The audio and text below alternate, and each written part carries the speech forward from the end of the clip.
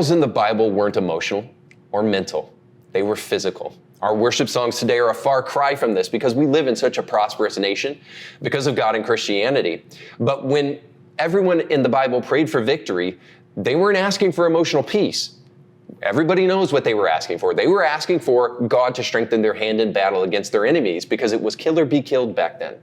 This is abhorrent to modern man because we think we're so invincible and so moral without God that we don't need him anymore. So amazing are we that we can simply flick our wrist and decry evil and it will disappear. Meanwhile, in the real world, morally courageous people know that they must do what is necessary to stop evil from happening, and that means using force when necessary.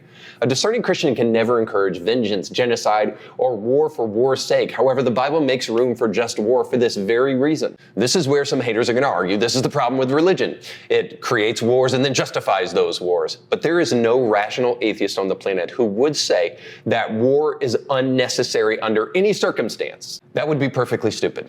We all must agree that we need a barometer, a means by which we can judge what a just war actually looks like. And in a fallen world, that's not always very easy. But that brings us back to praying for the peace of Jerusalem, which means we must pray for literal peace. And that means that justice must be ensured in order for prolonged peace to actually take place. A ceasefire may stop violence in the short term, but it doesn't in the long term. Every person calling for a ceasefire has to know this intuitively if they think about it. And what's interesting is the no justice, no peace people see clearly enough to know that living under the threat of constant injustice is no way to live. It's no place to raise a family. War is a messy business, to be sure, but it demands more than platitudes and moral equivalence. It demands swift action to ensure evil is dealt with. And this is what we see from God in the Bible. No, we see nothing like the homicidal maniac that Richard Dawkins talks about, but we do see a God that understands that the lowest level of morality is merely saying, oh, that's evil, that's bad. The God of the Bible understands that true morality demands that we do more than say that's bad, but that we actually be willing to pay the prices that is necessary to do what must be done about evil. This is why only morally benighted Christians argue that the Old Testament has been overturned by the New Testament, and thank God for that Jesus who made his cranky father calm down. Really? So thou shalt not kill, thou shalt not steal has been totally done away with? How about Jesus saying, I came to fulfill the law, not to abolish it? No? How about this? The New Testament doesn't give us an argument for self-defense? Then does the New Testament endorse rape and murder? Just let them rape your wife and then turn the other cheek and pray that God will convict them of their sin. Sorry, no. No sane person thinks this is true. That's why when a Christian calls for the extermination of Hamas, he is not a Zionist or a Jew lover. He's just a rational man doing the best he can to love people in a fallen world. About the only way that you can disagree with this is that you just have a blind hatred for Christians or religion, or maybe both. You also may be taking for granted how the beliefs found in Scripture have shaped the Bible and turned the vast majority of Americans into well-meaning people, even if they're not Christians. It's undeniable that Christianity has been woven into the fabric of the West, and it impacts the way we think about things, even in a subconscious way. That's why every person right now who's calling for a ceasefire thinks that Hamas would be just like them in the instance of a ceasefire. But they wouldn't. Quote, the Islamic resistance movement is a distinguished Palestinian movement whose allegiance is to Allah and whose way of life is Islam. It strives to raise the banner of Allah over every inch of Palestine. That's Article 6. And in the preamble, Israel will exist and will continue to exist until Islam will obliterate it, just as it obliterated others before it. Those clauses are from the Hamas Charter. It's a clear picture as to what is going on in Gaza so that we can understand what must be done to stop them. You can choose to see it and be honest if you want, or you can choose to reject common sense. The choice is yours. But just understand how you choose says a lot about you, and it may have deadly implications for others. And we'll talk about that and more today on Indie Thinker.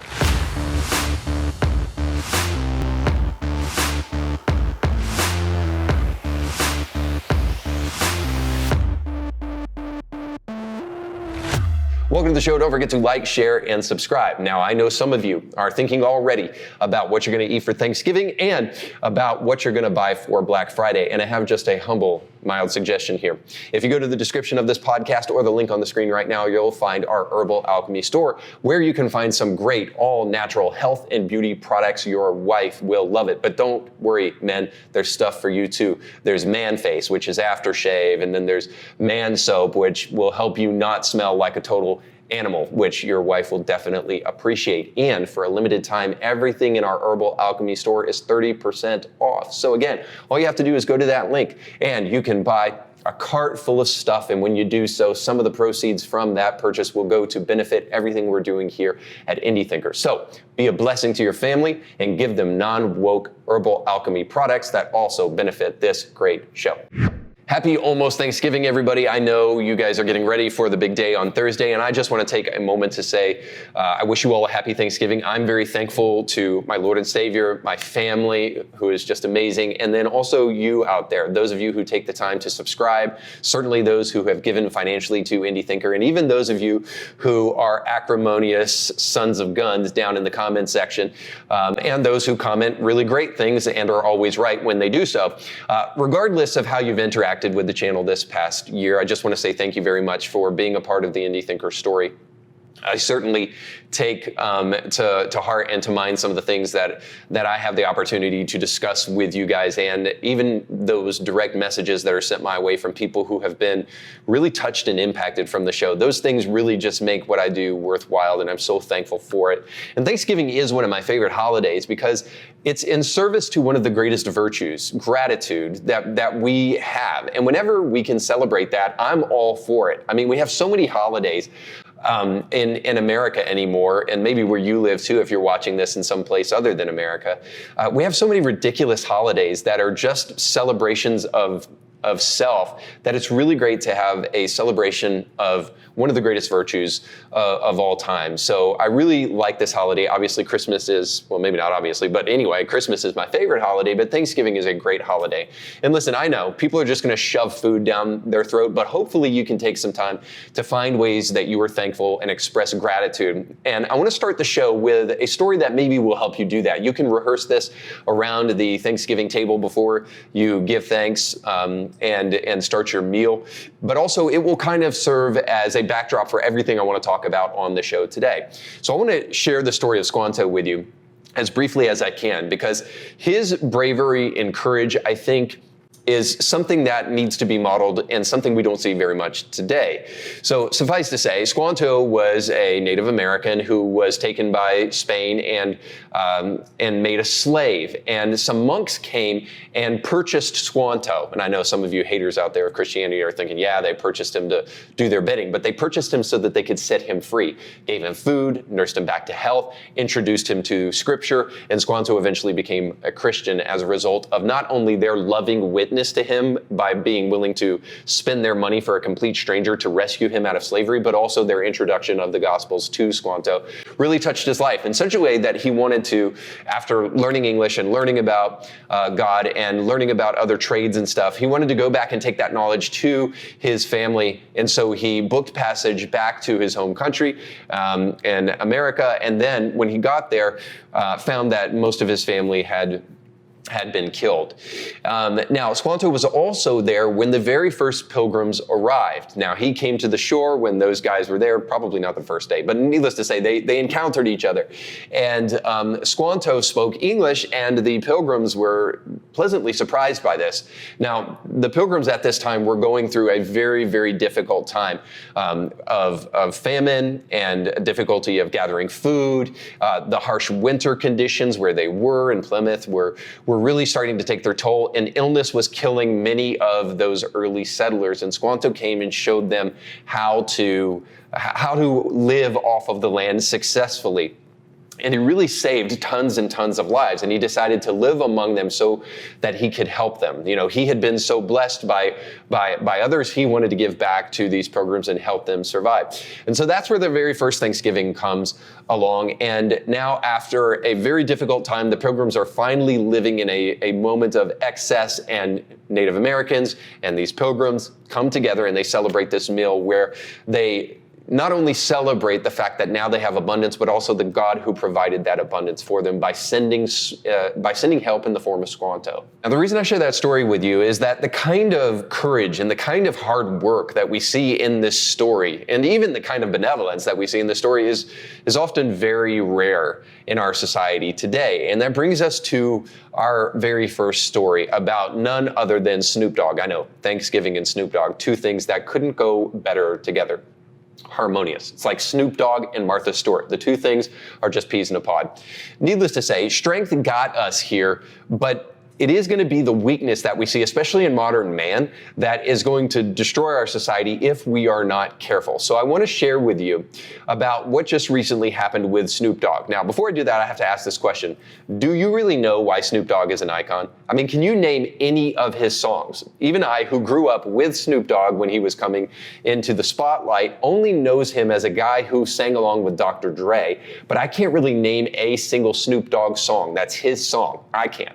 Maybe you can. But I mean, I roll pretty hard and I can't name a single one of them. So why is Snoop Dogg so famous in the culture?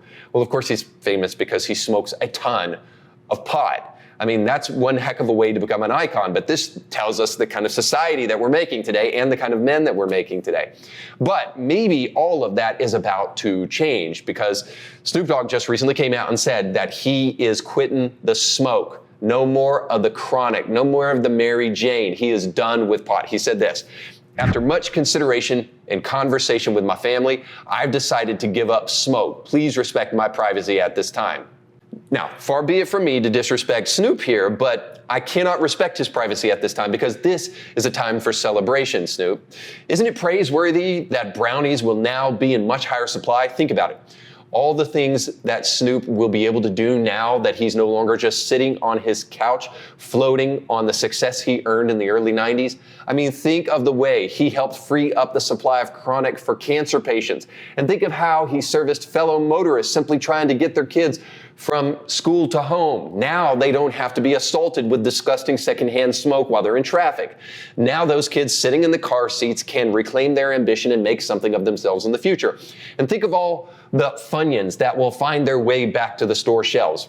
I mean, really, we owe Snoop a lot of gratitude. So it's Thanksgiving, and we should say thank you to Snoop. But somehow I suspect that Snoop is not really willing to part with the only thing that has made him noteworthy. His final line about respecting his privacy during this time seems to tip us off that he's not really that serious. But the real problem is that this man was celebrated in the first place because he smokes pot. And if he really does quit, color me skeptical, but I'm not sure that our society is going to celebrate him for actually getting rid of his dependence upon this substance. So let's be serious for a moment. We all know what kind of society we live in at this point. It is not one that praises virtue. It's not one that praises responsibility. It's awesome to be a pothead, and it's a joke to our society to actually discover self-control. God is bad and evil is good. Up is down, and debauchery should be celebrated on all days ending in Y. We've created a society that should be ashamed to come out of the closet with some of their behavior, but are instead applauded for it when they do. And they're encouraged to reject their faith and grab a hold of whatever pleasure they can find. When one homosexual comes out, an angel gets its wings. But when a Christian missionary is martyred for their faith, well, while helping sick children get water, well, he probably had it coming. We've created a society that canonizes people like George Floyd. A guy that's got so much fentanyl in his system that you could kill a horse is celebrated throughout the city streets in 2020 and beyond, and still thought of as a martyr for the cause. What cause? Who knows? We had monuments to actually great men torn down and monuments of George Floyd put in its place. And what did George Floyd accomplish with his life that is so noteworthy and so praiseworthy? Well, he simply died. Yes, in a tragic way, but died. Most likely of an overdose, and died while trying to steal from a store. We've got people on OnlyFans who are considered inspirational because they're willing to take their clothes off before desperate men who will never meet these women in real life.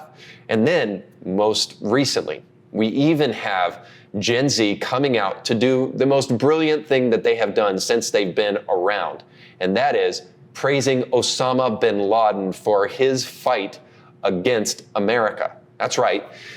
Just recently on TikTok, some videos were released of young Americans praising Osama bin Laden's letter to America, where he gives justification for why he flew 2 planes into the Twin Towers and also into the Pentagon.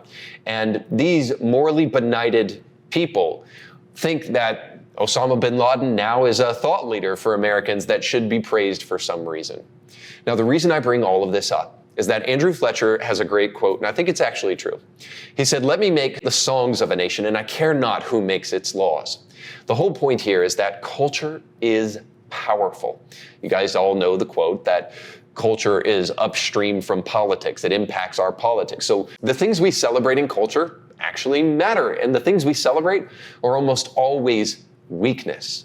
We find it harder and harder to truly find great strength to be a virtue in society today. Rather than celebrating good fathers and godly men, women celebrate being girl bosses and celebrate being independent women who don't need a man to raise a family. But of course, we know that's not true. We celebrate very often the wrong things. And that's why I'm thankful for this time of the year when we kind of move our focus toward Thanksgiving and move our focus toward Christmas, where we actually start to celebrate things. And let me just ask you, celebrate things that deserve to be celebrated. And let me just ask you a question. Don't you feel good in your soul, in your heart around this time of year? Doesn't your heart start to kind of, yes, become a little bit nostalgic about these celebrations of Thanksgiving and Christmas when you were a kid? But more importantly, doesn't the nature of these holidays strike you in a way that these other secular holidays don't? There's a reason for that. Now, maybe you've seared your conscience to the point so much where it no longer does anymore, but I'd be willing to bet, even if you're not a Christian, you would say, there's something special about Thanksgiving, there's something special about Christmas that other holidays really don't possess. And if that's true, then maybe we need to be really, really careful about the things that we celebrate and honor as a culture, because it will impact what the future looks like. Now, I want to talk about that also in our next story, because a lot of people online have really taken to a story that I think deserves our attention. And that is that Ben Shapiro of the Daily Wire and Candace Owens, also of the Daily Wire, but you wouldn't know it, by the way, these two are fighting with each other, have been fighting online and have been exchanging words.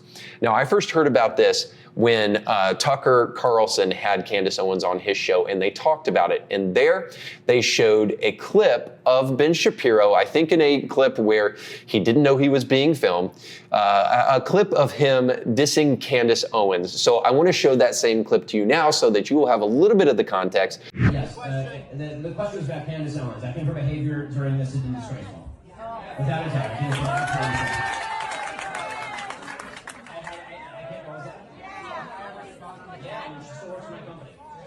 I think she's been absolutely disgraceful.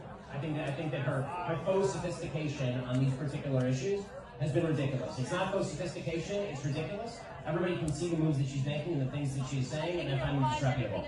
All right, so I know that that's kind of hard to hear, but essentially Ben Shapiro called his co-worker unsophisticated and despicable and disgraceful is what he said. So suffice to say, I understand that Ben is very emotionally involved and should be, right, for obvious reasons about what's going on in Israel and what's taking place in Gaza. And Candace has had some things to say about that. Now, I think he's responding generally to things that Candace has said on her show, but I also think he's responding specifically to what she has said on X. And I want to show that to you now on the screen. So this is what she said. "Blessed are the peacemakers, for they shall be called the children of God. Blessed are they which are persecuted for righteousness' sake, for theirs is the kingdom of heaven. Blessed are you when men shall revile you and persecute you and shall say all manner of evil against you, falsely for my name's sake. No one can serve two masters. Either you will hate the one and love the other, or you will be devoted to one and despise the other. You cannot serve both God and money." Now, in response to that, Ben Shapiro said this to Candace. "Candace, if you feel that taking money from the Daily Wire somehow comes between you and God, by all means quit. So I think the reason Ben got so mad about this, and there's some insinuation here, but I'm going to be honest with you and say that you can make up your own mind about what you think is really going on or what Candace meant by her original X comments. But I'm going to tell you, here's what it sounds like to me. It sounds like when she says, blessed are the peacemakers, what she means is that if you're calling for war in Gaza, that you don't want peace, you really just want war, and you're kind of a warmonger, and there may be a reason that you want that war. And then she goes on at the end of her X post to say, you cannot serve both God and money. Now, Ben seems to think she's saying that she's not going to be a part of the Daily Wire as long as the Daily Wire, or she has a problem with the Daily Wire and those on the Daily Wire, Ben in particular, kind of endorsing what's going on in Gaza and endorsing Israel's fight back against Palestine. And she seems to be saying that, and this is kind of like the fair way of looking at it. I'll tell you what I actually think she may be saying. The fair way of looking at it is that she is saying that I find it convicting to my conscience to take money from a company where the people that are leading this company, Ben in particular, are kind of calling for war like this because I'm pregnant right now and there's babies right now in Gaza who are being killed, right? That's a fair enough statement, I would say, but it's a little morally blind, in my opinion, simply because there's a difference in kind between what Hamas did to Israel and what Israel now is trying to do in response to Hamas. Suffice to say, that seems to be the fairest implication I can make with what Candace actually means by her post. Now, there might be another kind of more villainous take on this, and that is, blessed are the peacemakers. So, Ben, you're not a peacemaker, and the only reason you're not is that there's Jewish money involved, and you're Jewish, but also you're taking money from Jews who support your show and want you to support this war. Now, I think that is a very underhanded kind of ad hominem attack to add to the things that Candace has already said on her show that don't really support Israel. But here's the issue, is that Candace doesn't have to support Israel. I think the fact that they're having a public disagreement is not really a sign of weakness. It means that they're open to discourse. And I love the fact that Daily Wire really doesn't censor its hosts. I mean, it lets a Matt Walsh go off the handle on all sorts of things. And then Candace as well, and Ben as well. However, here's where I do think that there is some need for some clarity on this issue. So I believe that they should have disagreement in the open almost always. However, I think they should be fighting with each other behind closed doors. So in other words, I think they should disagree publicly, but they should fight amongst themselves privately. Now, before I get into where I think that dichotomy comes from and why I think that's a good paradigm, let me just say that right there you see a difference between disagreement and division, right? Christians get this wrong all the time. Division is far different than disagreement. Disagreement is healthy, it's good, it's the only way to truly get beyond the personal and get to the rational. Now, when you get divisive, it is because you're almost always being personal. You're making it about the person and you're attacking their character. You're attacking who they are. You're attacking their belief system. But you're not actually making a rational argument. That's when division typically gets sown. But disagreement is far different. And Christians need to get a bigger appetite for disagreement so that we can hash out issues in the most healthy manner possibly. Disagreement is truly good. But division comes in when you fight each other, throw out ad hominem attacks at each other, and you do so without speaking to each other directly.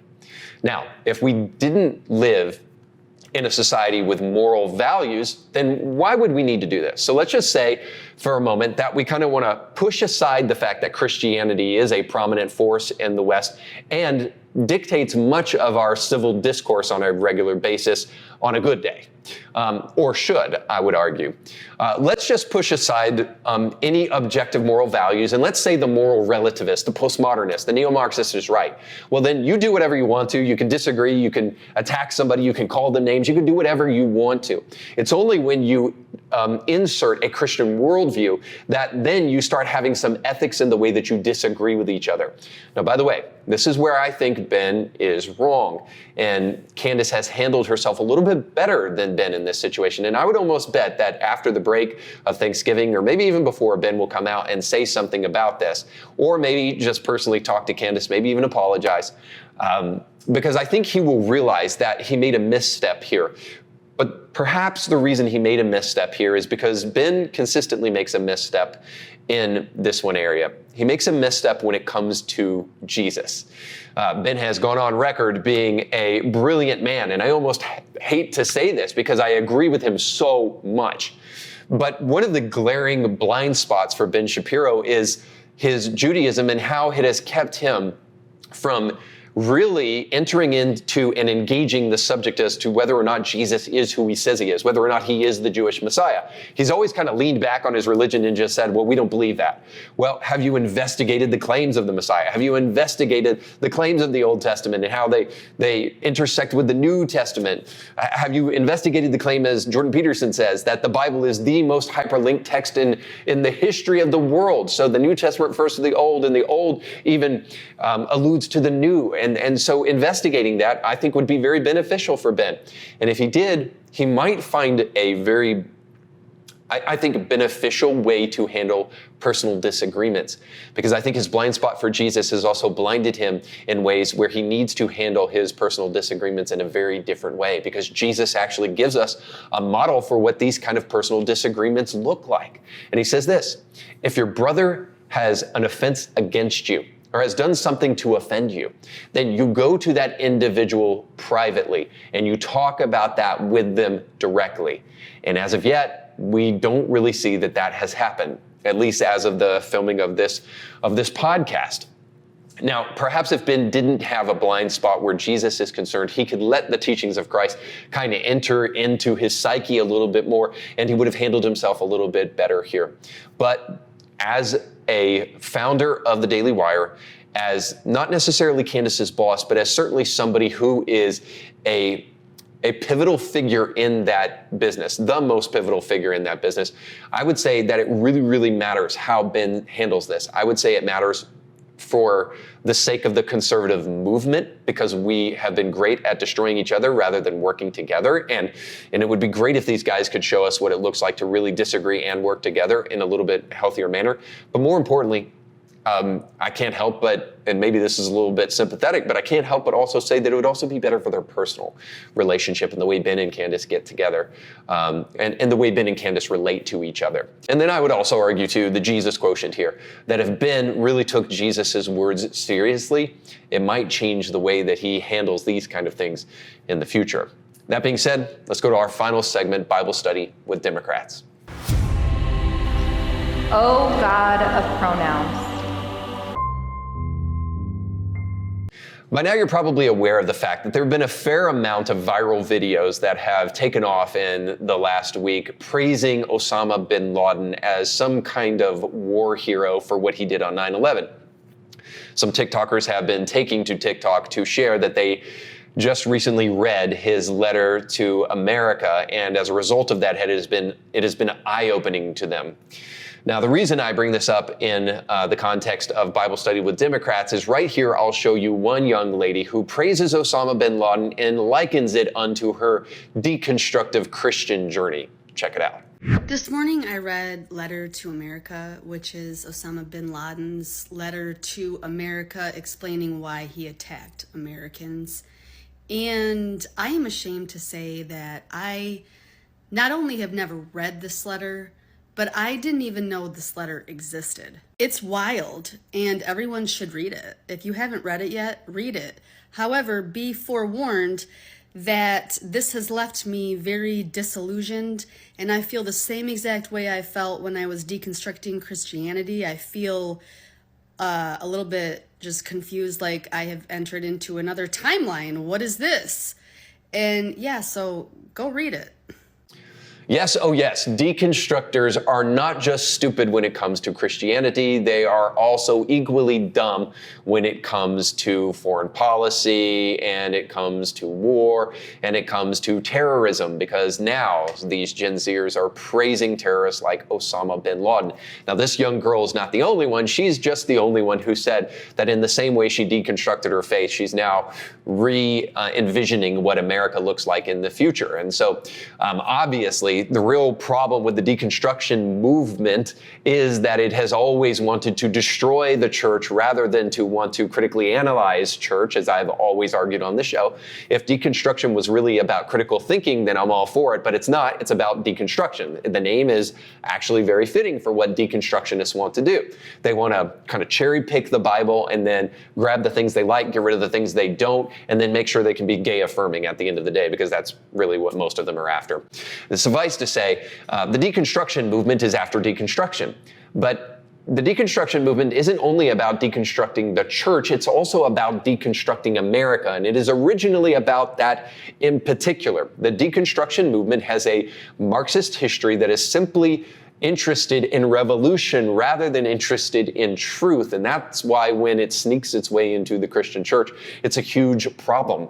But it's also a problem when it sneaks its way into America, because if these people have their way, then what we've built here, whatever is good about it, will cease to exist. And you can trust that deconstructionists don't have anything good to put in the place of America if they get their way. And we have a reason to believe that they just might. Now, I want to show you a parody that has all of a sudden become a reality in the present as we see these kind of morally benighted people post these TikTok posts in praise of Osama bin Laden. So here is an old SNL clip that is probably going to get this clip demonetized, but is worth it to show each and every one of you. But here's an old SNL clip of a father sending his daughter away, what seems to be to college, but is obviously going to send her to someplace very, very different.